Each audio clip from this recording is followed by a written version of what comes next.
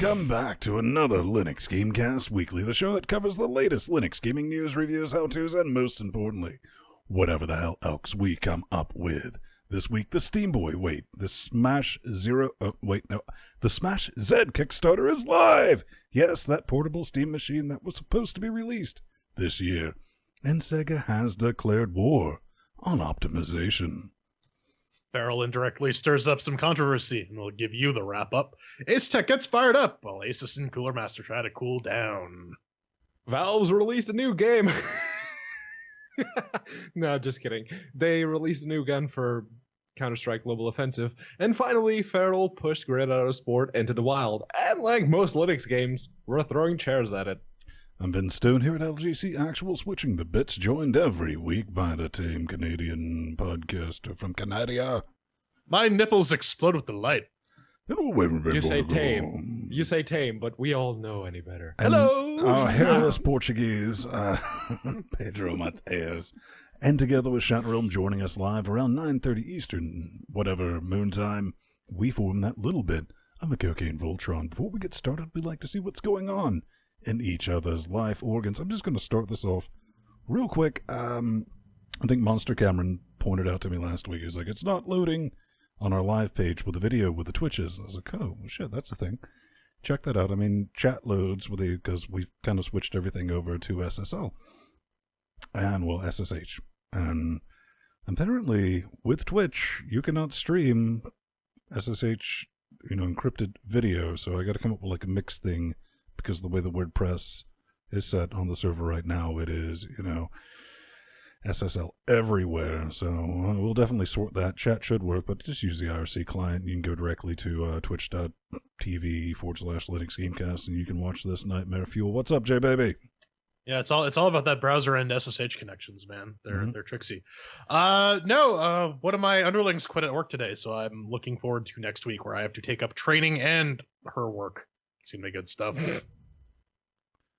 Not really a lot has been going on here. Work's kind of evened out. I've started looking for new stuff. Something that pays a little better, but other than that, it's just playing video games, really.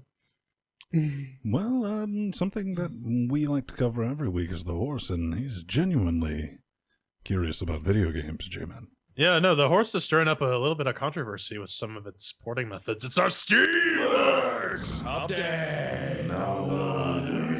So, Alienware published this video earlier this week about their Alienware, not alpha, it's just the Steam machine, playing Shadows of Mordor, and the performance isn't really that great. Neither is the video encoding. Oh, yes. And so some people noticed, if you look at the top left-hand corner, if you're watching the video stream, link to all this stuff is in our show notes as well. They're using a DirectX 11 renderer. That's weird. People were thinking, hey, this is actually running on the Alienware Alpha, running Windows 10. But in fact, that was not the case. An intrepid user from Linux_gaming posted on YouTube the way you can reproduce this. And apparently, Farrell has not completely written an original OpenGL path for Shadows of Mordor. They're using something like 2GL that just at compile time takes the direct 3D render calls and converts them to OpenGL. So that's interesting. It could also explain some of the performance issues that we've been having under Shadows of Mordor, which is a bit weird though, because that's an Unreal Engine 3 game, yeah? I don't remember if that one was, but what Farrell uses is something called IndirectX, and it's in there. I confirmed it works, so you can find it, punch it in, and you'll get the same layout. It's definitely a thing. I'm more curious is why would Alienware want to showcase their Steam box using this? I mean, we love Farrell, they're awesome, but we gotta be honest, P-Man. Shadow of Mordor's not the best performing game in the world? ? No, it really isn't. Just to point it out, it's not the Unreal Engine, it's the LinuxGameCast engine. Thank you, Strider, for that correction. Yeah. But, I mean, yeah, they could have gone with Alien Isolation, which consistently performs great under Linux. That would probably the wouldn't big have been thing a better with tech demo. Shadow of Mordor was actually AMD processors. The performance delta between an AMD and an Intel processor in that game was stupid. Stupid. You looked at Strider's. Strider's benchmark results when compared to mine, and he basically has like the same configuration as I am, with the difference being he has an Intel processor. It was pretty jarring, but Feral seems to have that sort of under control now-ish. We'll get to that in the review section later. Blam! Well, no, I mean, one thing I kind of want to point out before we get to that is it's kind of sketchy on the side of Alienware, because why didn't they show off Alien installation? Because that would run pretty good on their hardware. And I'm almost willing to take a bet is because they're trying to push their Alienware Alpha, which is, they can't call it a Steam box because it doesn't run Steam OS. Could be wrong, whatever. But shoot me, baby. Yeah. Yes. So Valve is busy not releasing games, so they have to release something for the games they already have. And this is the Christmas update. It was about 130 megabytes worth of updates for Counter-Strike Global Offensive. And what does it bring? It brings chickens with festive sweaters and Garish a new sweaters. gun, the R8 revolver. The new weapon it was kind of, That was a replacement for the Desert Eagle, right? yeah, if you equip it, it takes the place of the Desert Eagle, and unlike the Desert Eagle, one hit to the torso or the head would kill you. I mean, the Desert Eagle already killed you if you got hit in the head with it, but the torso, not so much, especially if you had armor. This gun, it doesn't matter if you had armor, if you're going around without the Kevlar, it doesn't matter. It's one hit kill. And people were pissed. Now, the big downside to this weapon is that it doesn't automatically fire. You can actually fan the hammer and do the whole cowboy thing to have some rapid fire, but it's stupidly Which inaccurate. is actually terrible for the pistol. And if you do the regular fire mode, you have to hold down the left mouse click for an obnoxious amount of time before it actually fires. And people were throwing a hissy fit because, oh, that thing is overpowered, it's one hit killing everyone, and no one can do anything. Dude, I've played 22 competitive matches in that game, and anyone who's even moderately decent at that game, like the half a second that it took you to like hold down the left click before it actually fired was enough for them to just nope you out of existence. It wasn't even an issue. I don't know, because I have a course- friend who plays a lot of competitive Counter-Strike, and he was saying that it's just freaking everywhere, and everyone's using it. It's ruining sort of the reliability and balance of the other weapon layouts, especially just because Yeah. it's a one-hit kill button.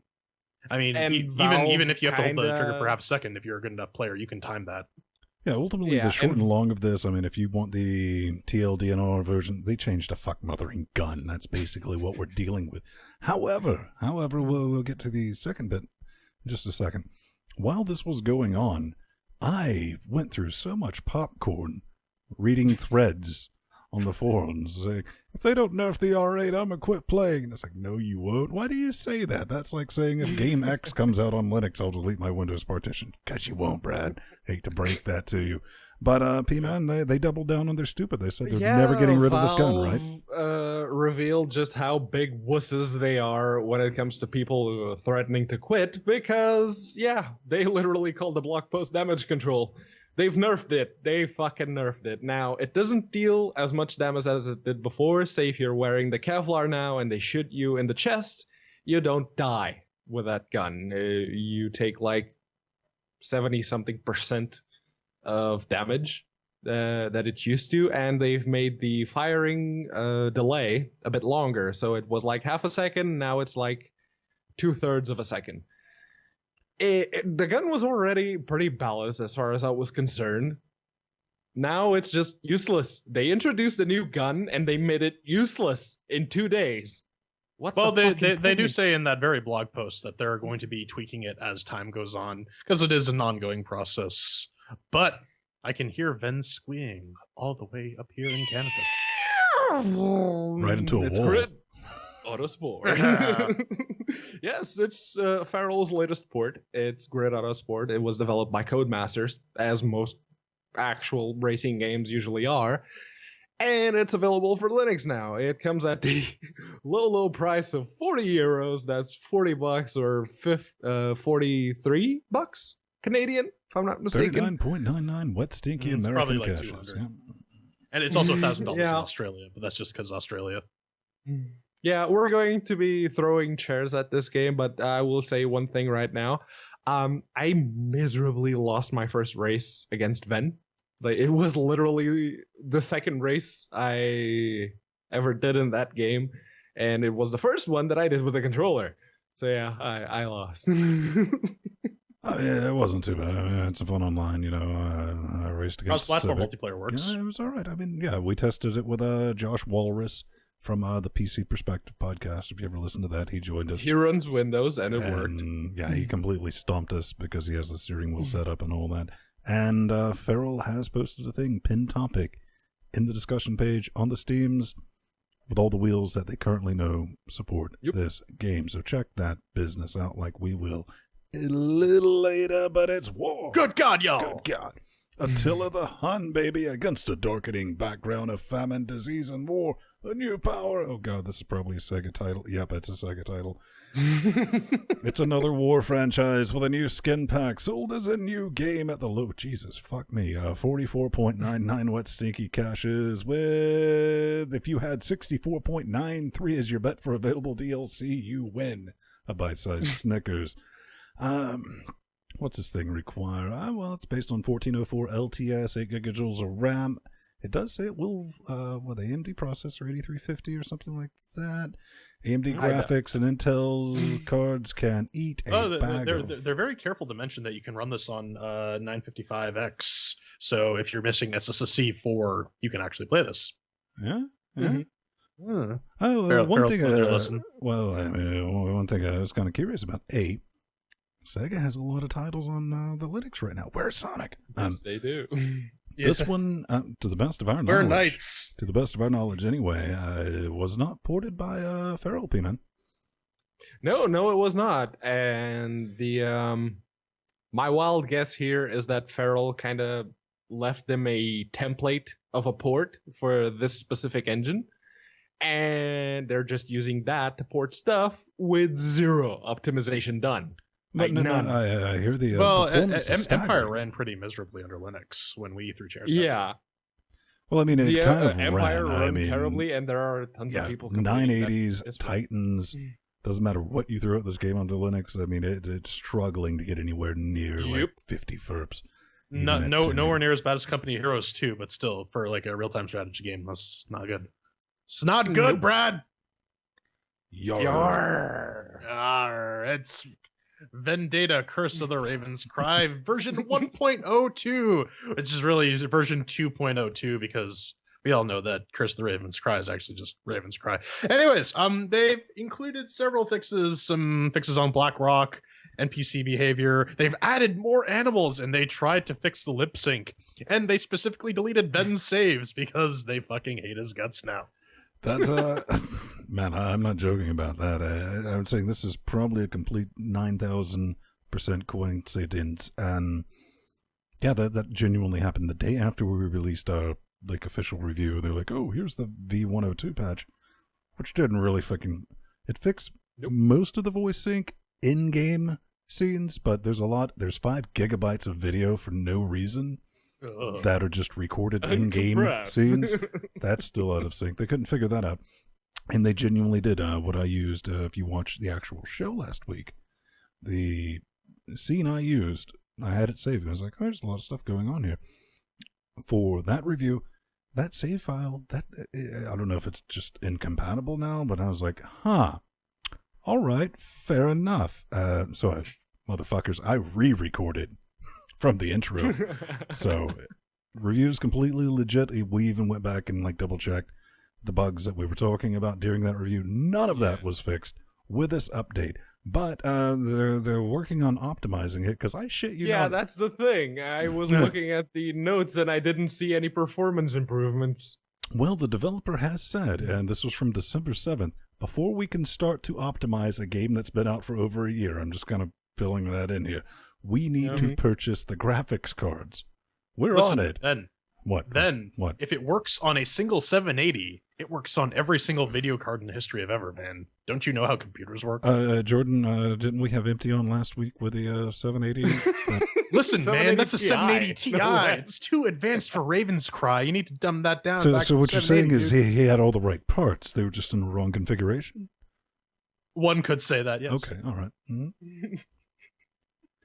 I don't know. At least they're somewhat trying to address the issues, but I fear that so many of these are just so baked into the game's DNA by virtue of it being just an unfinished rush job that there's no way they're gonna fix this. No. To be actually playable had at to try any really points. hard not to call them incompetent in the show notes.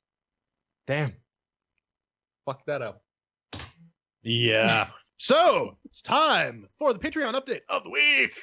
Yeah, we got some lovely folks who donate money at patreon.com/LinuxGameCast. They've gone full metal with the new display of how much money we're making. So this isn't actually what you're donating. This is what you're donating after fees and after their collections and whatnot. So we're going to go back later this week and we're going to update all the goals to better reflect that. But we have some new lovely donor folks.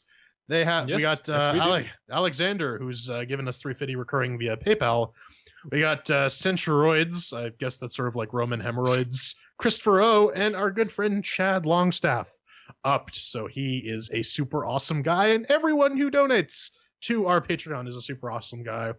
5 cents a show, that's all it really requires, because we just need those numbers. We need to show people that, hey, there's some viewership here. You should definitely give us free shit. Well, I mean, on top of that, I mean, free shit's nice. Let's just be honest. It's value for value, man. We want to give you something back. There's a new thing we've been working on because there's a synergy mod, and Jordan and I tested this out a while back. It allows us to play Half-Life 2 cooperatively. And it just completely breaks the game because it's not designed for 2 players. It's brilliant. I mean, it's a good time, and I think that is going to be coming up as a actual goal. We'll call it 2.5 Life Men. I think we can get multiple people on at one time. It doesn't have to be 2. I think. Oh, that's just going to be completely fucked up. Yes, we are going to give the Source Engine aneurysms, and you can help us do that by kicking us a few shekels. It'll be brilliant. What's coming up next, Jay Baby? Coming up next, Mesa finally gets some OpenGL 4.1 coverage, and AMD starts feeling the burn.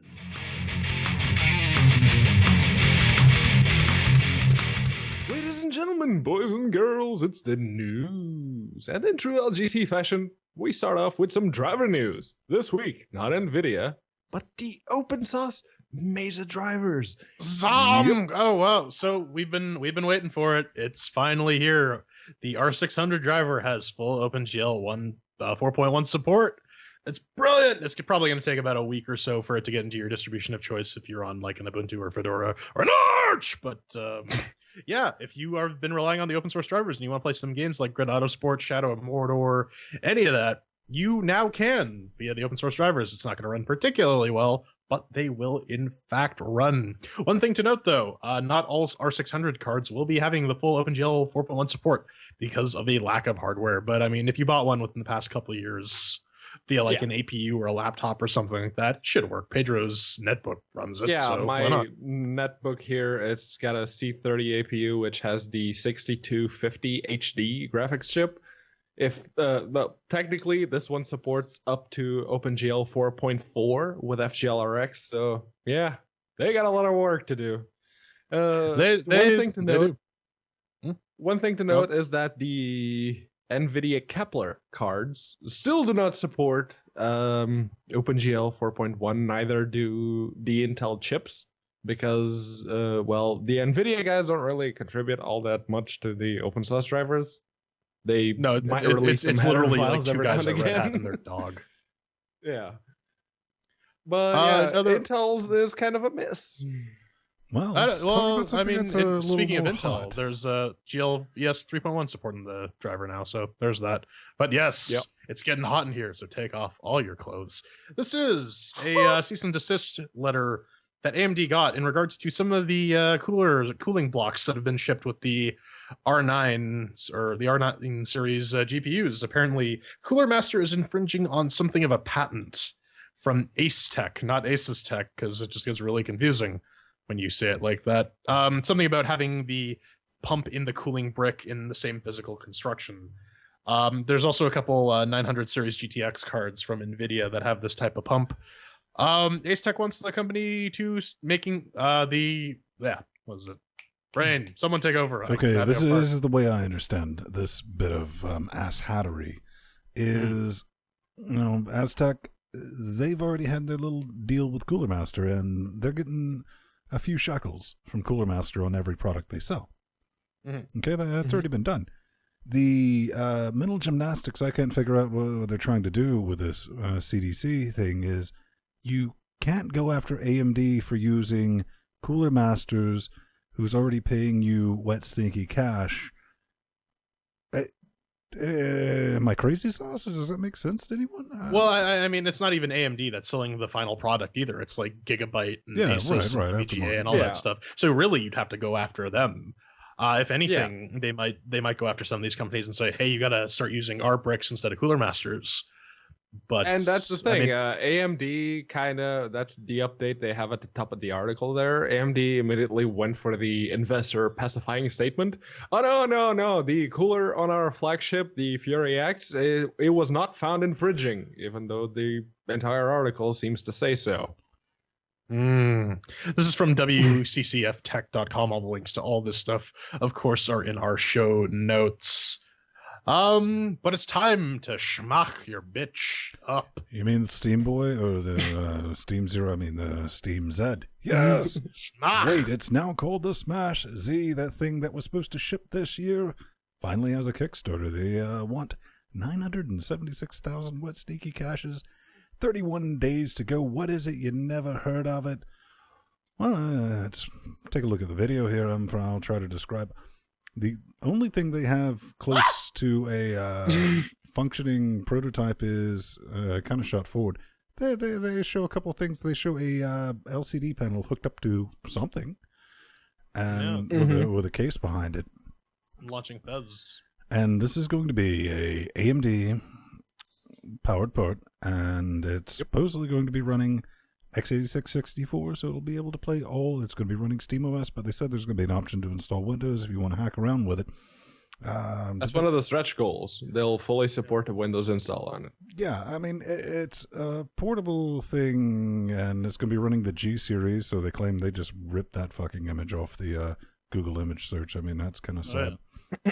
Amazing specs, 4 gigajoules of RAM, 64 gigabytes of internal memory, micro SD, USB Type C. Okay, and it's going to have their version of Areola controllers on it. Now, all this sounds fantastic and great. Do you realize this is a 2-year-old project? And do yourself a favor. Go to our show notes. If you're listening to the audio podcast, click on the Kickstarter. Watch that video. They haven't even been asked to 3D print a fucking shell for this thing yet, and they want almost 1 million wet stinky caches. I'm just throwing that out there. What do you think, Jay Baby? So, I mean, here's the thing. The Game Gear was a great system. It was a portable Sega Genesis, right? It failed for a reason, because it was huge. The power draw on it was insane. You're going to get hate mail about that. The Game Gear was a portable master system. No, it was a master system, right? Yeah. There was another portable Game Gear, but that was a separate product. Either way, though, Nomad. I mean, it was essentially what this was trying to be, like a full-on console in a handheld, and it sucked. I mean, the games were great, but you had all of 5 minutes of battery life. And once again, mobile gaming has moved on to tablets. People don't play games on handhelds anymore. That's why Nintendo is getting into mobile apps, and they're trying to push a lot more. They're trying to increase the hardware on the 3DS so that it can actually run games that tablets can't in a form factor that they can't. And I mean, they're trying to run some sort of 1080p screen. It's actually 720p if they don't hit their stretch goal. You're not going to get any battery life out of it. If you're going to be playing this on the toilet, you better be connected to some sort of wall outlet. That's one of the things they're claiming. They're like, well, we get 5 hours out of the standard battery for this thing. And I was like, right, 1080p bullshit unless it's at idle. Then Jordan wrote back and was like, well, that's a stretch goal. It'll start out at 720p, which at small screen size might not be too bad, but bullshit. You're not gonna, unless it's being measured at idle with a screen on 1% brightness. P-Man, what do you think? I don't know. At this point, I really don't know because, like Jordan already mentioned, the mobile gaming market is shifting to tablets. Blizzard, when they released Hearthstone for Android and they had both the iOS and Android versions working, they said that they just about tripled their income from that game alone. And while it's fun, and I can totally see the appeal of having a portable Steam machine, the battery time is not going to be all that great. You've had more experience with APUs, and this thing is running an APU. Yes, I do. You know how long the battery, which is a 600 milliwatts, not milliwatts, milliamps battery, on this netbook right here, it goes for about 3 hours with a single core 1.2 gigahertz APU. So yeah, no, I don't see this flying, especially when the early bird backer tiers are already gone, and you have to spend 280 euros or dollars, whatever, if you want to like pre-order one, and they'll only ship in October 2016. They say bullshit. The official launch will be in December 2016, which I highly doubt. Exactly. This is a product that was supposed to be shipped December 2050. Shipped, ready to go. Yes. And then they just launched a Kickstarter. Remember, ladies and gentlemen, boys and girls, Kickstarter, you're not buying anything. You're making an investment in hopes that you get something back in return. Buying into a promise. I mean, one thing that was kind of neat about this was they had the swappable faceplate buttons, but they mentioned it's for emulators. And if we're talking about battery life here, if you're emulating an entirely foreign bit of hardware on x86, you're not going to be playing this on battery for more than 10 seconds. Well, let's maybe talk about something everyone saw coming. This is Full Throttle Remastered from the fine friends of the show at Double Fine, announcing a Full Throttle release, giggity, following the speedy, still smoking tire tracks and Grim Fandango in the days of the Technical Remastered Edition. We're going to go for another fantastic, nostalgic cash grab. This being Double Fine, you don't even have to ask yourself, does it work on? It will work on Linux. That's Double Fine. They're good like that. Yep. I actually, somewhere in this house, probably in the basement, I still have my Full Throttle DOS CD. I remember playing that for a few minutes way back in the day. Neat? Question mark? I mean, like this is the game that laid the groundwork for Brutal Legend. It really brought Tim Schafer's love of heavy metal to the forefront. But I mean, people are gonna buy it because people, like Ben said, it's a nostalgia cash grab. People are like, oh, I love Grim Fandango and Day of the Tentacle and Full Throttle back in the day, and it's available for modern PC, so I'm gonna buy this game that I've already purchased again. I don't know, P-Man, do you think maybe they're digging a little too deep into the let's just HD remake? Full Throttle wasn't exactly the IP that really sold games. Yes, you have Psychonauts, and they're coming out with Psychonauts 2, but that's a different story. The thing with Full Throttle is it is literally a cash grab. People will buy it because of all the nostalgia, and then people will also realize that Steam refunds are now a thing, and when they buy it and they go like, okay, this no. I don't know. Exactly. I think we are actually genuinely have already entered the age of digital collectors. You know, we're not talking about the old school, oh, look at my library collection of, inbox with all that. Look at all these Steam games I own that have never been played. Exactly. Everyone's like, oh, look at my Steam collection. Isn't that quite mighty? I mean, we're starting to see transition into that. And I think there will be people who's like, well, I kind of want that in my Steam collection, Brad. So, yoink, maybe. Well, I mean, if we're going to talk about that, the winter and summer sales really do feed into that as well, because it's like, oh, it's $3, so I'm going to buy it and never look at it ever again. Up next. Yeah, but then again, refunds are now a thing. Speaking of point and click, Unity 5.3 is out. It comes with some wonderful, wonderful sauce. There is a multi-scene editor, Apple tvOS support, a brand. One of the neat things that they added was a OpenGL 4 based renderer. You could fall back to the OpenGL 2.1 based renderer, but now you're going to be using the full OpenGL 4 core sauce, so you can start taking advantage of that up-to-date graphics library that you're not going to write code for, because this is click export to port simulator. One thing that I found a little questionable about this release, and I mean, from a financial perspective, it makes sense, is they have a beta implementation of their Metal renderer, because there are so many people actively using Metal in the world today. That's actually something I'm going to argue with. I mean, even though iOS is a smaller pool versus Android devices, because fucking toasters run Android now, literally. Yeah. What you make in the game store with an iOS app versus what you will make in an Android store, I'm just being honest, fucking numbers, like 4 times more. So I understand that.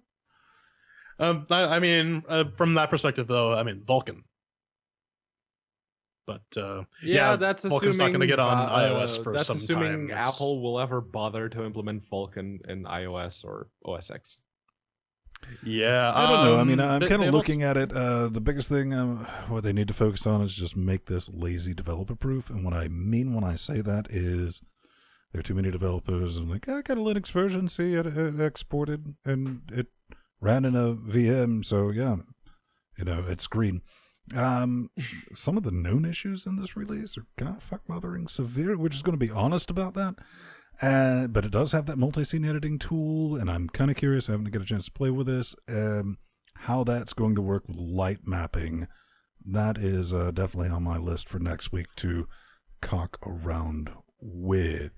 But Brick Simulator 2, the brickening. Speaking of new Unity versions, this is that same guy that did the whole debunking of the Airspeed Alienware MPH. Steam machine running Windows with Shadow of Mordor. He did the Unity 4 versus Unity 5 performance comparison with Dreamfall chapters on SteamOS.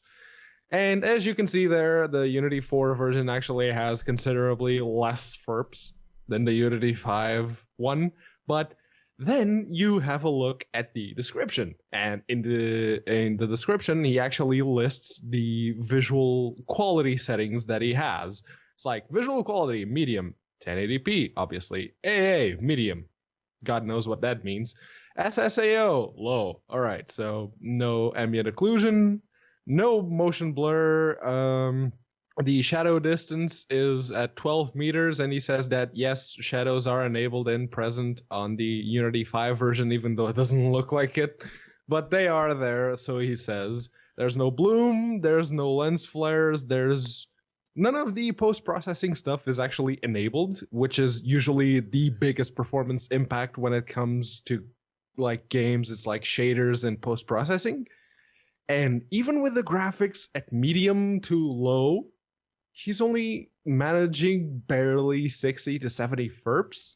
It's an improvement over Unity 4, yes, but it's still atrocious performance. Yeah, it's definitely pretty bad. One thing I will say with the shadows, Unity 4, Unity 5, Unity 5 has a much... As soft shadows. Well, more realistic shadow modeling system than Unity 4. I mean, when you're looking at things like overhead power lines, shouldn't be drawing black lines on the road. That's racist. And where Unity 5 does soften that up. And yeah, it's a very cherry picked. I completely agree with you, P-Baby. Way of looking at that. And yeah, when you're looking at something like that, and the game we're going to be playing later, we were running in Ultra, and at least Jordan and I at 4K, well over 30 FERPs a second. And at 1080p, we're all, doing 60 easy. Unity has a long way to go. Well, here's something. I mean, I guess I should say this. Developers have a long way to go. We have seen Distance, Survive the Distance. You want a racing game that will run at 100 plus frames per second with everything on Yellow Swag plus Doritos? It will do it under Linux. I mean, it is a piece of art. So, I was actually going to say something similar to that. I mean, we've seen a lot of Unity devs squeeze out lots and lots of performance from their Unity games. I think Dreamfall Adventures is maybe a poor choice in game to demo this because it's not the best. It's not the best implemented one. Something like Shadowrun Returns or Distance or Wasteland would have been probably a little better. But up next, we got NetHack. yes, after 10-year hiatus, the NetHack dev team is happy to announce 10 plus year. That's what it says right here. I'm just reading the scripts. Okay. NetHack 3.6, it's out. What is it? It's ASCII. It's dungeon crawling. It is confusing if you haven't played it in 9 or 10 years. It's the literal roguelike. Basically, Rogue is literal roguelike, but yeah. I'm just going to start this off. NetHack, guys, call me. You need some help with your fucking readmes, okay? Because I was 3 minutes into trying to figure out how to compile this damn thing for Linux. And I was like, oh, well, maybe you should try this with this. I was like, nope, fuck it. It was already in a PPA I had installed. So I tried that. They've added a bunch of new stuff from NetHack and NetHack 4, and they are also, with this update, looking for people to test this release on historical OS versions. Fedora has been specifically requested not to apply for that. But everything else, they might end up killing the NetHapp project. I still have the ISOs. Everything from your TI calculator organs and like that. I mean, if you got some old, I got some old Solaris boxes. Maybe I'll try to get that up and running and report back and let them know. It clocks in at about 3 megabytes. So, have you guys ever played this? J Baby, you said this thing was running still on... So I played a lot of Rogue, which is the precursor to NetHack. NetHack adds like classes and additional equipment on top of Rogue. But yes, NetHack. Show title. But I mean, it's good that they're still poking around with this project. I'm curious if this is going to work with Vulture's Eye, Vulture's Claw, or they're going to have to do some reworking to get that all up to speed. For those of you who don't know, Vulture's Eye, Vulture's Claw is the GUI version of NetHack that basically just is a layer on top of it with some nice little tile sets that make it a little more palatable to your eye pussies. Pedro, you have any opinion on this whatsoever? There was one of the NetHack GUIs currently on Steam. I was trying to find the name of it, yes, but I couldn't. It was actually Vulture's Eye and Vulture's Claw that were on Steam, but they're also available through your local Linux distribution repository. So why you get them through Steam? I don't know. But yeah, the current version of NetHack, it didn't compile for me on Fedora 23, and I didn't really bother too much with it during the week, so I never really got around to figuring out why. And the version that's currently on the Fedora 23 repo is 3.4.3. So yeah, which is what's in Fedora 22 as well. But maybe that'll get up to date. Up next, though, it's time to get French. Some fromage. What is this? What's new? The Frenchie. He has released a new update for Lutris. Anybody want to run with this? Pedro, I can barely understand you when you're trying to speak English. When you try to speak English in a French accent, it's just it's Lutris, not 0.3.7, and it's got a whole bunch of new stuff. You can actually filter games by which runner they use in order to work. You can view like the logs in case you're trying to debug something that's not exactly working and you're trying to figure out why. You can see the logs. There's an improved runtime, which is similar to and actually based off of the Steam runtime.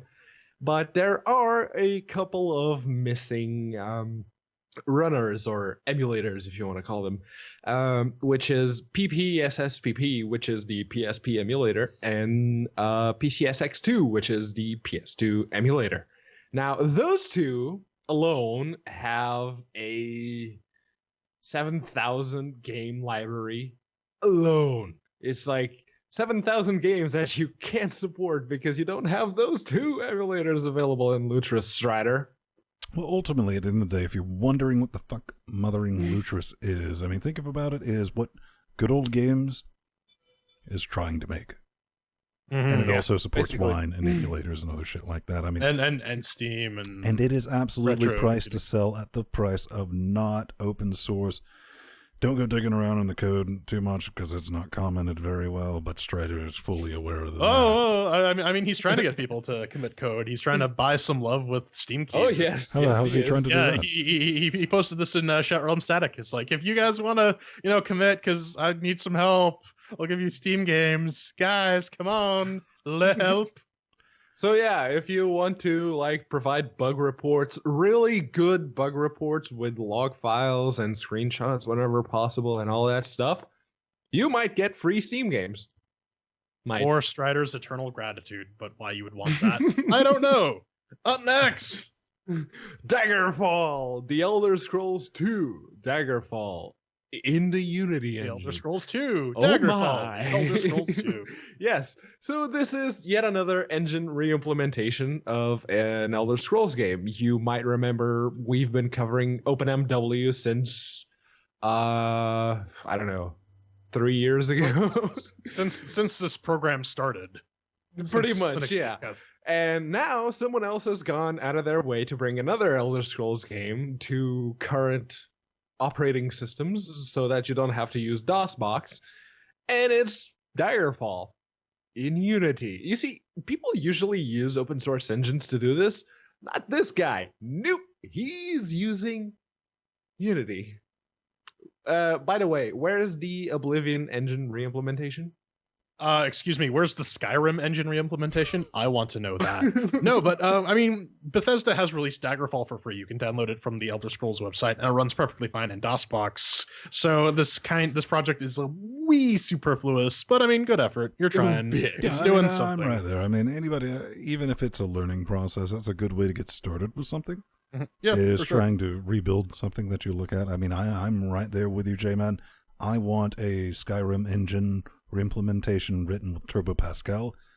I'm just get on it, guys. Basic, man. Basic. I actually language that can want an handle Oblivion Skyrim's engine bugs. reimplementation because Fallout 3 and Fallout New Vegas use the Oblivion engine.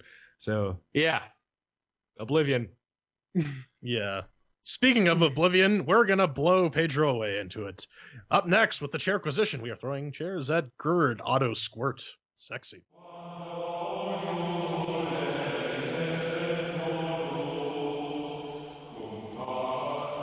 Vroom vroom, motherfuckers! We're reviewing GRID Autosport on Linux. It's the latest game from Feral. It's on the Ego 3.0 engine, developed by Codemasters, and it's available for around $40 in your particular currency of choice. And what is it? It's all about the teams, the rivals, and the racism in an intense world of professional motorsport. Racism along a teammate, and you must overcome key rivals and satisfy team sponsors sexually in ferocious racists, where every pass and position counts. Of course, Feral sent us keys, as they usually do for these sorts of games. It's brilliant. And we have our CHAIRQUISITION. 1 chair means that it's garbage. 2 chairs means that it's meh. 3 chairs means that it's pretty good. 4 chairs means that it's amazeballs. We also got a categories of doom, mixed with the working, shiny sounds, controls, and fun. So let's kick this into high gear. Then did GRID Autosquirt make with the working? Over here on the Ubuntu 1404 LTS 8150 octo-core powered 980 displayed. Well, I should say 4K displayed 980 powered. However you want to mix it. Pretty good, Brad. Pretty good. However, we have encountered a bit of problems. I should be honest about that. Because, I mean, you can go ahead and select 4K. Because, Jordan, you and I both have 4K 60Hz monitors. Lies. I know, it's the thing. You know, you can do that in big picture mode. And it's like, how about some 1080p, bro? I mean, it will show you 1080p. That's it. Yes, Feral has come up with this, the Unity screen of nope. It's like this little pop-up window that it'll let you select a 3840 by 2160, and if you are running currently at on 4K at the time, but it'll be like, hey, and performance might be reduced. And it's like, oh, it's fine. Click it. Boom. Game starts at 1080p. Then, once you're in the game, you can actually go to options and set it at 3840 by 2160 in-game, making you wonder why your time had been wasted in the first place. But, just kind of picking at things. Let's talk about how it performs, because, average, we've done a bunch of benchmarks in chat room static across Skylake, AMD, 980s, 970s, and all that business. Here with a 980, it averages 40 FERPs at 1080. And you're like, well, then that's on ultra. I mean, just completely giving it the business. I mean, it's pretty damn good. Like, well, how does it perform at, 2160? 39.25. Completely playable. I mean, it's pretty good. Pretty happy with it. Outside of the little pop-up screen of like, why are you there? You don't do anything. Which I kind of got to ding it a chair for. But it's going to get 3 chairs. Pretty good piece of kit, son. Yeah, on Fedora 2264-bit with the i7-6700K bendy slinky processor with the GTX 980, the 4Ks. Well, when it runs well. I've run into quite a few crashing issues, but that's if Steam crashes, it will take GRID with it, and that gets a little annoying when you're on the beta branch and it's all kind of crashy. So that actually dings to the chair. But at 1080 on Ultra, I get consistently like around 85 frames a second. At 4K, that's knocked down to about 45 frames a second. I posted my benches on the Chat Realm thread as well. So there is that. It runs very, very well when it does in fact run. So 3 chairs. Yeah, for me, whenever I tried to start the game before disabling Farrell's version of the Unity Nope launcher, it resulted in the game just getting stuck in a very racist screen with the game logo smack in the middle of it. It would still peg 2 cores at around 100%, but it wouldn't move beyond that. So I sent Nick an email after doing everything, running the game through GDB, trying to figure out what the hell was going on. And I sent Nick an email, and I'm like, what the hell's up with this? And he's like, oh, that might be a language thing. Like if you have a non-English locale, try and select the never show this thing again and relaunching the game. So I did. It freezed at the nope screen, so I killed it, relaunched it. Oh, hey, lo and behold, it works. So it gets 3 chairs. On what? On the Fedora 2364-bit with the FX 8370E overclocked at 4.2 gigahertz and the GTX 970 Strix. All right, that's brilliant. That's 3 chairs from Mix with the working. One thing I forgot to mention, I did not actually run to the 4K issue that Ven did. It just launched in 4K from the Nope screen right off the bat. So that may be an issue with AMD. It might be an issue with who knows, but it's probably not an issue with AMD so much as separate X screens and you're running 2 X servers. So that actually might be it as well. Yeah. Up next is Shiny and Sounds. Ven. Even without the 4K texture pack, this game looks more than a bit of all right. The cars look fantastic, albeit a bit shiny, and the track environments, well, let's be honest, they get the job done. Now, Jordan and Pedro will bring up the crowds. Yes, the people. But if you're focusing on that, well, you probably shouldn't be driving, Brad. I'm just saying. No, it's kind of for the shiny. I mean, it's a bit of all right, interesting piece. But for the sounds, the sound of Pedro sliding about behind me during our first online race, that was satisfying. Yes, that's the word we're definitely going to use for that. The engine noise, it's a little weak, but definitely passable. I can't say much more, since I kind of zone the hell out when I race, and only pay the attention to the aforementioned engine racket, because that's how I shift. Because shift lights, that's for weak sauce and all that business. 100%, nothing to complain about. Brilliant. 4 chairs. If you're not watching the video podcast, that is me puking rainbows. God, this game is pretty. At 4K at 1080. Yes. The only issue I found with it visually is when I looked up to see the track ahead of me, I see a bunch of people in the crowd doing the robot. It's kind of funny. Ben says I shouldn't be paying attention to that. I say crash. So I mean, I nope the sound pretty quickly just because I don't give a shit about engine noise. Threw on some 3 inches of blood. It's good driving music. I'll give this shit 4 chairs, man. It's gorgeous.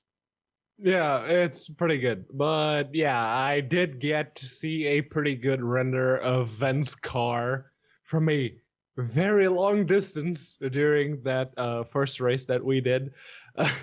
I also got to hear the screeching of tires the 2 times I spun out, and you know what? It's pretty good. That's pretty realistic. I'll give it that. The engine, I'll have to agree with Ven. It's kind of weak, but the tire sounds when you start spinning out, yeah. spot on. It's also very good looking when it matters. There's the whole crowd thing that you might not want to pay too much attention to what the crowd's doing, because the moment you do, you'll get taken out of the experience. You'll probably also end up running into the nearest wall. But yeah, when it comes to both shiny and the sounds, this game is pretty good. It's really, really good. Car engine screeching, it was fine. The background music I was not a big fan of, mostly because there wasn't any. And the only racing game which actually had background music I enjoyed was the original Need for Speed Underground back in 2006, 7. From the window to the wall, to the wall. Yeah, it actually has that song in it. So for me, it gets 4 chairs. I'm in a forgiving mood. Yeah, that's 4 chairs for shiny and sounds, because again, we're all puking rainbows here. Up next is Control, then. Worked out of the box with the X-Clone controller. Yes, I know when you're saying, Ven, what are you doing playing a racing simulation with a controller? Well, I'll get to that in the fun section. I do have to ding it a chair, because there is no way to adjust turning sensitivity with said controller. It's not there, it's non-existent. No.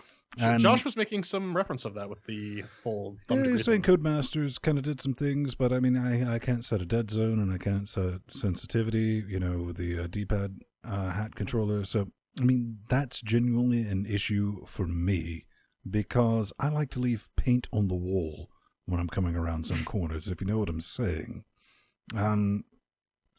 Well, I mean, it worked. Maybe this would have been better with a racing wheel, but I'm not buying a racing wheel, because if I bought a racing wheel, I would buy pedals. And if I bought pedals and plywood, I would have a shifter. Then I would buy plywood. Then I would be buying gyros and synchros and motion control devices. And that would just be a horrible thing.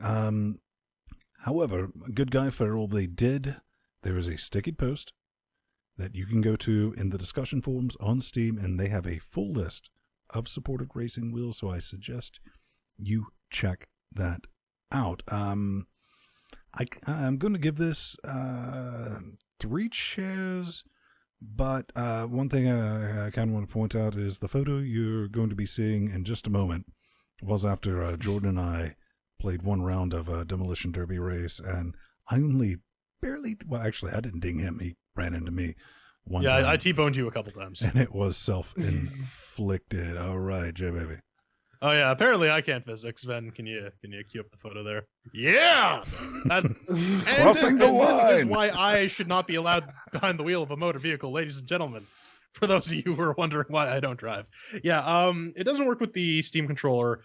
Oddly enough, it thinks that the B button is the start button, and the start button is the B button. Make of that what you will. That was a bit odd. Works fine on the Xbox controller.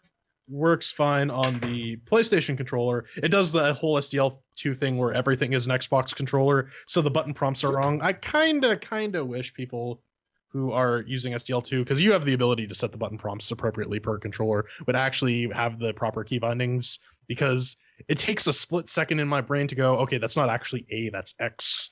And that in this game, this can be the difference between life and death and smashing your car into a sideboard.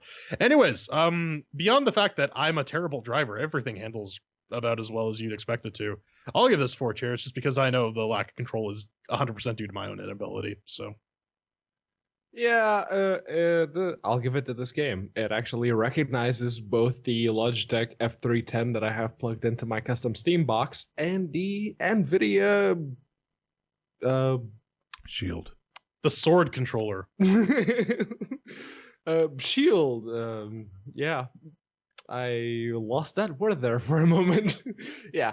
So, really not complaining about that. It taught me to treat the analog stick. What the hell's wrong with my brain right now? I can't remember anything. Alcohol, yeah, Pedro. so the maybe not, but yeah, the analog stick, it taught me to treat it as though it were a nipple in need of fondling, not so much as the just use the thumb and do your thing. No, it's a nipple. You need to fondle it very carefully to go around some turns. Poor Nori. If I was going to say, have you entered the Konami code on her?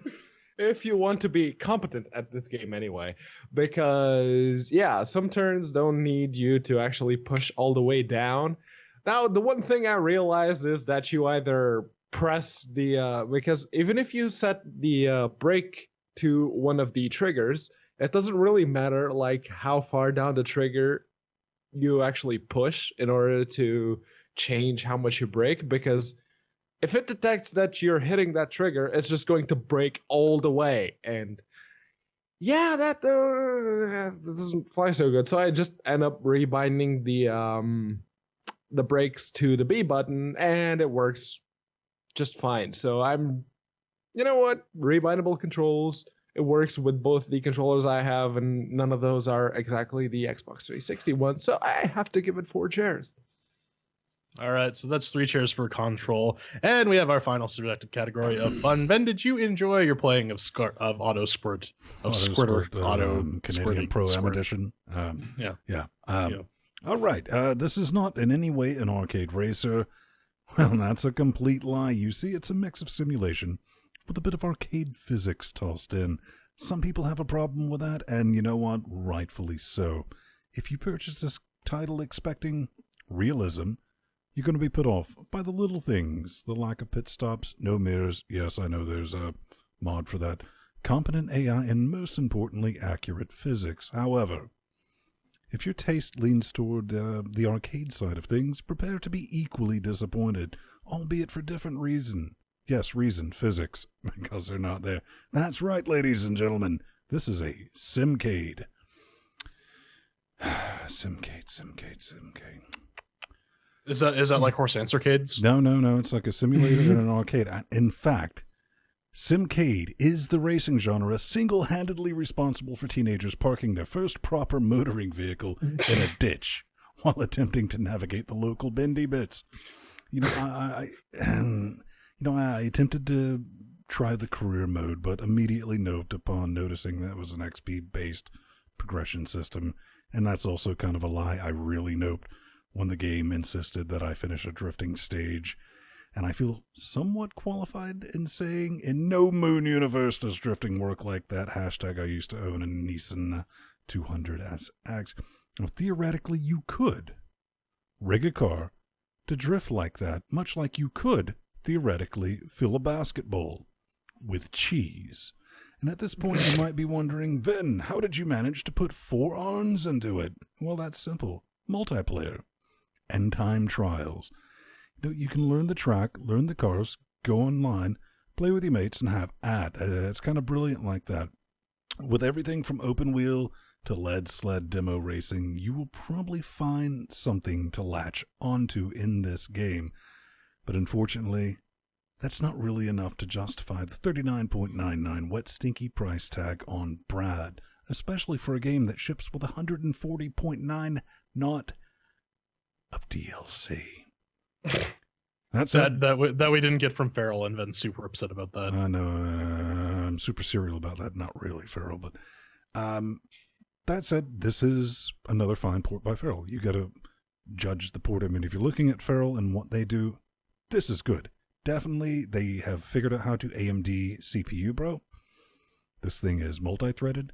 It is running well on all the cores, getting fantastic performance. Feral is not responsible for the content of the game.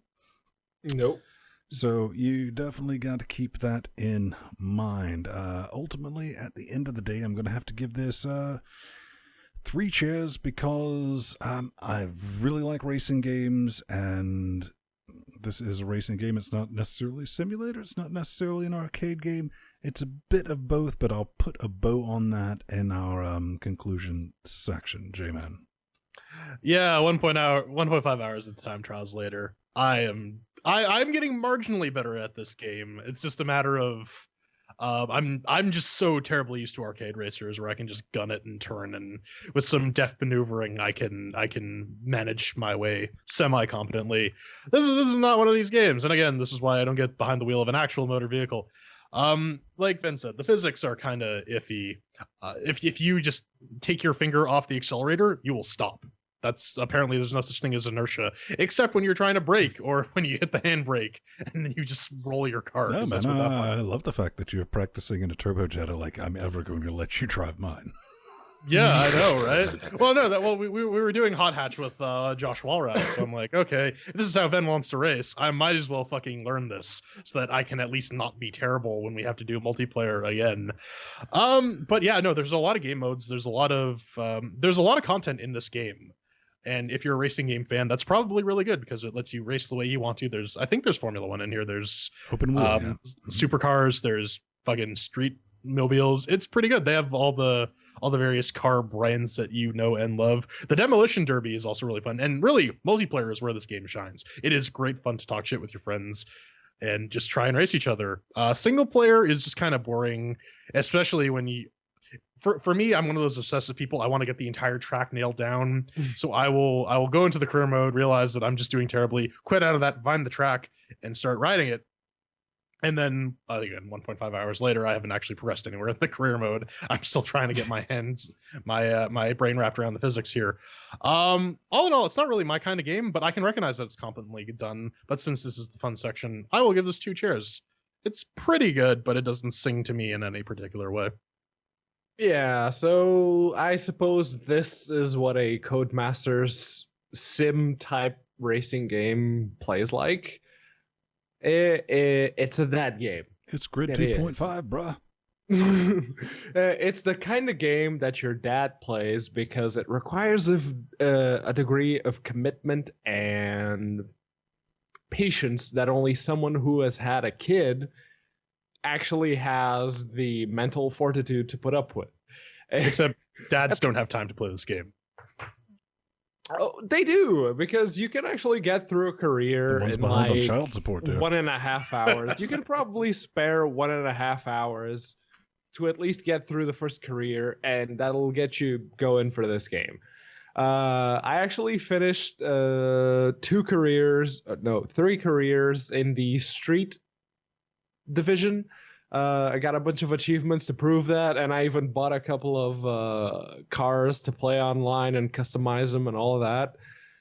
It's the customizability, I'll get to that later, but I did a 6-event championship, which was one of the careers, and halfway through I just wanted to stop because I was like 45 minutes in and I didn't want to deal with it anymore, but I wasn't sure that if I quit out of the career at that point, whether or not the game would save, and I didn't want to learn by trying it. So if anyone has tried that and they found that it doesn't, I'm sorry, but I just kind of left the Steam box paused on that screen while I went around the apartment doing stuff, Masturbating. But as far as dad games go, this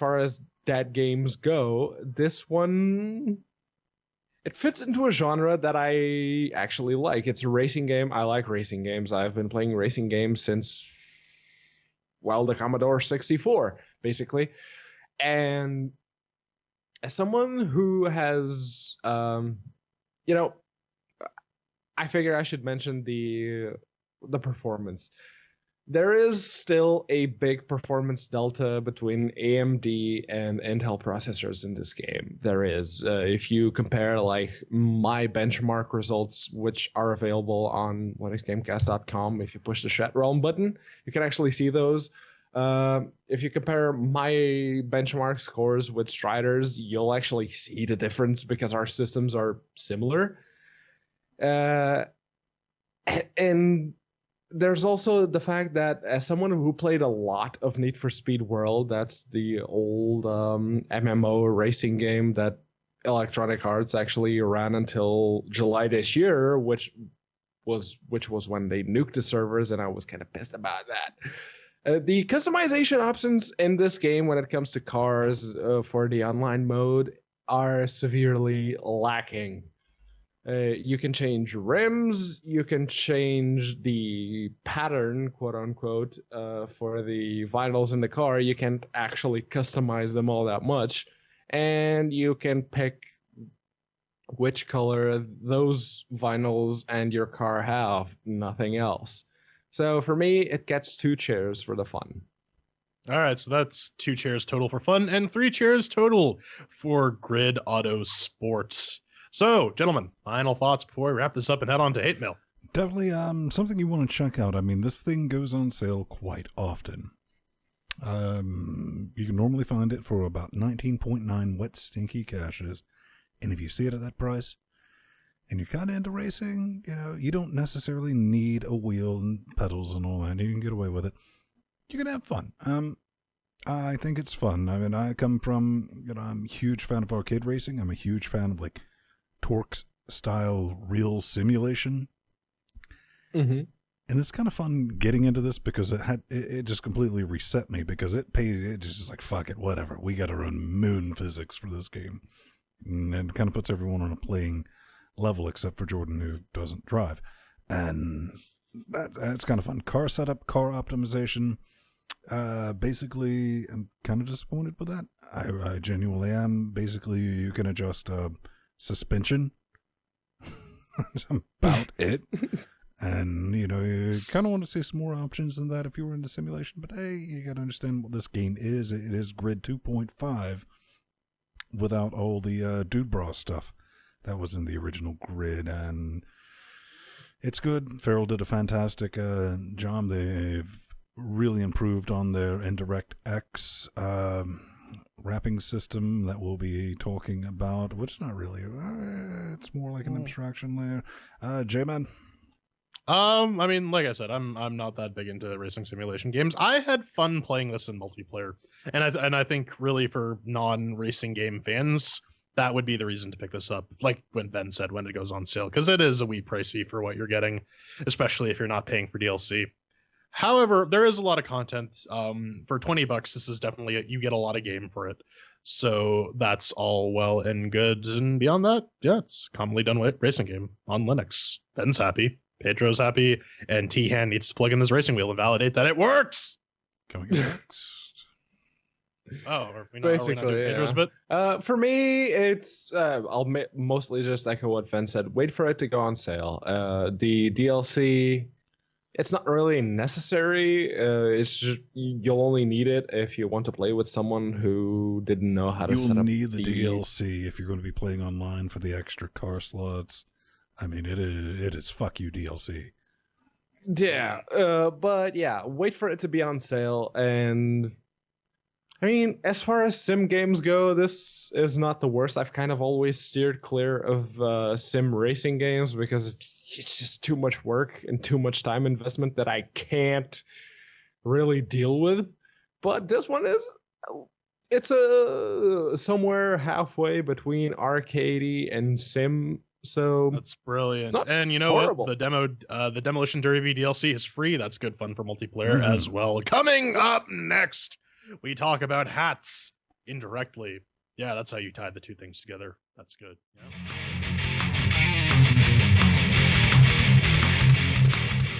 You know what?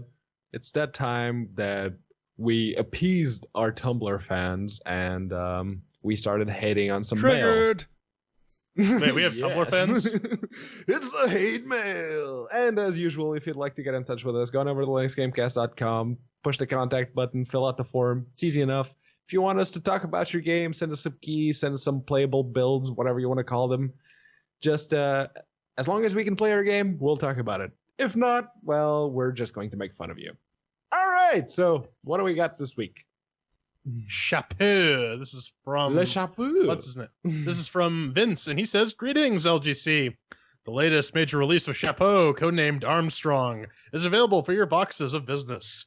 Chapeau 23 is a polished, fuss-free remix of Red Hat Community Software Distribution Fedora workstation that fuses the power of the Fedora project with the best end-user experience available on the platform. This time around, Chapeau comes with yet more awesome sauce and a new exclusive hardware helper tool that makes it easy to inspect your system's hardware and manage proprietary GPU drivers with just a few mouse clicks. Mouse clips. Even supports the mouse clips. Mouse clips. That's the show title. That's not going to make it on YouTube. Anyways, Pedro, you tried this out, didn't you? I actually downloaded their ISO and I started it up on the KVMs. It's... Why in 2015 are you including Flash? Do you want people to hate you? One thing I'll give them is the HHT, the hardware Pedro, helper what tool. are you so upset about? I mean, Flash installs through the Java installer. that only runs through an ActiveX plugin. And Yes, you need to install Using Internet Silverlight Explorer through Wine in order to have ActiveX, in order to install Java, just so you can load up Flash. But yeah, the hardware helper tool is interesting. It's like a souped up file app. It also makes it so that if you have an NVIDIA Optimus system, it'll automatically prefix the Steam and Play on Linux run scripts with Primus Run. Now it comes the big question. Are those features like media codecs, Flash, NVIDIA Optimus, everything else, enough to justify a several month difference between the release of Chapeau 23 it's built on Fedora and Workstation 23 and GNOME 318, yeah, Libre and 5, Steam, RPM Fedora 2, Play on 23 Linux. are it's like it's been what 4 months since Fedora's been out. Fedora 23 has been out. Fedora 23 came out in November, so it's been a month. Yeah, I'm just like, where's Lutris, bro?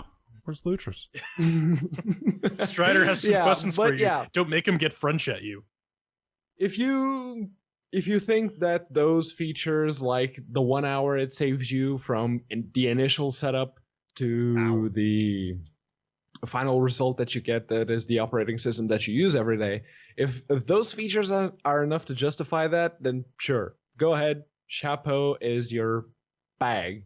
Otherwise, and for me, it's definitely not. I learned that with Corora, and like I said, it saves you like an hour of work for the initial setup, but in the long run, that doesn't really matter. I wouldn't even say an hour, because like when I install a new version of Fedora, it's the first step is enable RPM Fusion, download Steam, blah blah blah blah blah, and that's done. And download the NVIDIA proprietary drivers, update everything, run it. And when that's all said and done, I've literally spent 10 minutes on it, and I never have to look at it again. Yeah, I mean, I love Fedora. I know, Jordan, you've worked with the Fedora project. You even named their their Raspberry Pi Linux distribution after a disparaging name for gay people in Russian. Yeah. You're a horrible human being. LGC cares. I got to be honest. When I'm thinking about it, I mean, I've been using Fedora since it was called Red Hat. I would never consider it as a gaming distribution. Never. Not once. Wouldn't even think about it. It would never cross my brain organ. Much like Arch. I'm sorry. Same difference. I would go for a Debian-based system or, SteamOS. Or, for me, unfortunately, begrudgingly, is Ubuntu 14.04 because, well, that's what everyone is like, okay, we're testing out 14.04 LTS, and we know it works on that. Thoughts?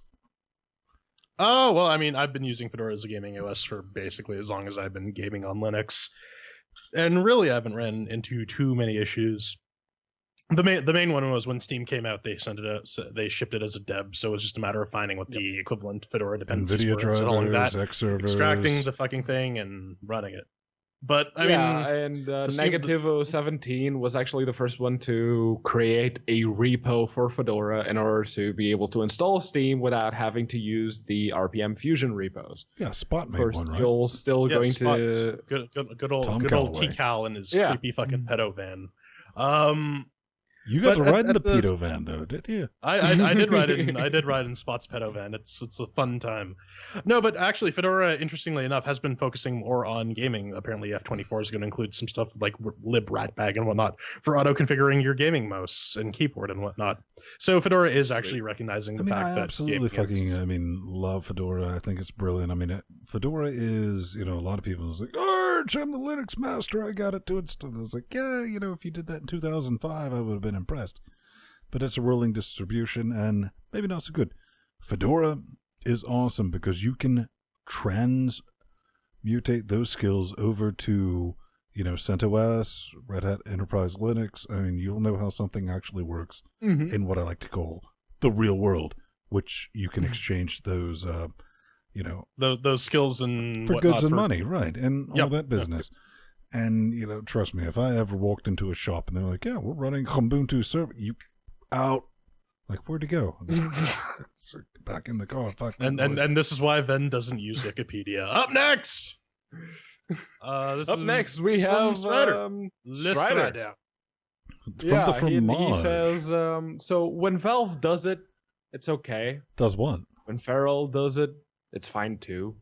But when virtual programming does it, all of a sudden it becomes wrong, and we shouldn't buy their games because logic. Let's fall in love. Now, what he is actually talking about is, we need to discuss this. He brought it up, and this is Chat Realm Dynamic over here. We're doing it live in the RCs. We have Chat Realm Static. Check that out. And we were talking about the Alienware and Feral's use of their own toggle, which is called Indirect X, which is kind of like a navigation system for DirectX to OpenGL calls, right? Yep. Yeah. So here's the thing about that, and Pedro has his bit. I just want to get my word out. So you can actually use virtual programming's Eon layer much in the same manner. Apparently, that's what Spec Ops actually does. Just uses Eon for OpenGL to DirectX translation, vice versa. But at the same time, virtual programming is in fact marketing their entire product on the basis of, we will wrap your Windows game and ship it off as a Linux game. We don't need the source. Well, it doesn't require source. This continually paints Linux as a second-class citizen. You do not need to develop for it. You will just wrap your Windows binaries, ship them off, howdy doody. You might as well just port your game using Wine. And I don't think that's very acceptable, because we've gone over this multiple times. The hardware requirements increase. You're targeting specific versions of operating systems and specific hardware drivers, which is not going to be universal depending on where you run it. Eon has made some huge strides with making their VP stuff actually run well on Linux, but it's not something we feel we want to encourage, as opposed to Toggle, and which is literally a compile time wrapper. It will translate all the DirectX calls to OpenGL calls. Now, we haven't actually spoken with Feral regarding this, and I think I'm actually going to shoot them an email this week to ask them a little bit more about their porting methodology and how much wrapping is actually being done, because I'm legitimately curious, and I'd like an actual statement from the horse's mouth from that. But I'll pass this over to Pedro, who will go over his bit. Yeah, that's the thing. I've actually sent Feral. I was talking with Nick earlier in the week because of the grid issues, and I asked them, is there anything you guys can say publicly that sheds some light on what exactly Indirect X is? Is it based on Valve's Toggle? I mean, technically speaking, what are we looking at? And he's like, yeah, I honestly don't know. I'm going to ask the higher-ups and the porting team themselves to see what they can say publicly. So I'm kind of waiting on that email. I asked them on Friday, so we're going to have to probably wait till Monday. But yeah, to reply to Strider, and I've actually replied to Strider in the particular thread where he brought this up. It's, when Valve and Feral do it, it's a graphics transition. It's a graphics translation layer. It's literally taking DirectX calls and translating them into OpenGL calls. And yes, the performance is going to take a hit even then, but it's not anywhere near what you would get of a performance hit when you're wrapping the whole thing. And when virtual programming does it, more often than not, it is literally a binary wrapper. They take the Windows compiled version, they shove it into a .vpfs file, which is literally like a zip file which contains the Windows executable file and all the DLLs that it needs, and it basically acts in the same way that Wine does, with shittier performance. I mean, they've probably improved that by now. When they Well, I mean, virtual programming got off to a horrible start. We always remember that. I mean, when they released The Witcher 2, and everyone's like, yeah, GLSL shaders. I'm like, what? And I was like, yeah, it runs a lot better in Wine than your port, and they were not helped out by the fact that the guy who was in charge of community management in their forums was in there, like, oh no, it's not, and everyone, they were not accustomed to dealing with people who knew what the fuck they were on about, and he just got buried to the point where he's like, I'm out, fuck this. And VP, we're not shitting on VP. VP's getting better. They too need to explain, per port exactly what they're doing and how they're doing it. But virtual programming also has a long history. Feral's been porting Mac games for a while now, son. Virtual programming has been porting Mac games for a while now, and virtual programming's Mac games are universally known as being piles of busted shit as well. Shit. Complete shit. And Strider, their showdown running well, if not better than on Windows. You're not fooling anyone, just yourself. Stop being so delusional. And on that bombshell, let's cue the music, because you can always find us around 9:30, sometimes in Athens. Type in the Googs. You'll find it. It's going to be brilliant. I'm cleverly disguised at Vinstone. Hit me on the Twitters if you want. I try to get back to everyone. Same thing on G++ plus Vinstone. You can find me on Twitter shilling for Microsoft at The Burning Fool, or you can find me shilling for Eon on Google Plus at Plus Jordan Spung, because I am Jordan Spung.